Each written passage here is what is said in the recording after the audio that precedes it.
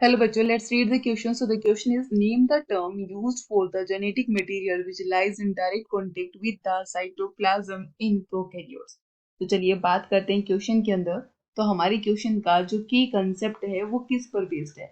तो हमारे क्वेश्चन का जो की कंसेप्ट है वो बेस्ड है हमारे जेनेटिक मटेरियल पर, कि अगर जेनेटिक मटेरियल क्या है, डायरेक्ट साइटोप्लाज्म के कांटेक्ट में रहता है तो उसी जेनेटिक मटेरियल को हम क्या कहते हैं?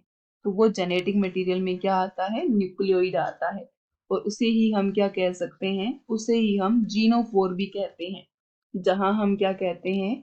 जहां हम कहते हैं कि इन प्रोकैरियोट्स, कि प्रोकैरियोट्स के अंदर क्या देखने को मिलता है?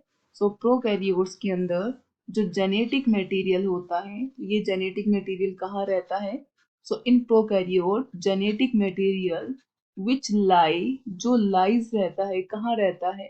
इन डायरेक्ट कॉन्टेक्ट के साथ।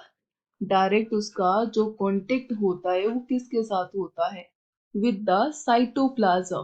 तो उसका जो डायरेक्ट कॉन्टेक्ट होता है with the cytoplasm in prokaryotes, कि साइटोप्लाज्म के साथ होता है। तो उसे हम क्या कहते हैं? न्यूक्लियोइड, जहां न्यूक्लियर मेम्ब्रेन क्या होती है? एब्सेंट होती है। So I hope you understand very well. Best of luck. Thank you.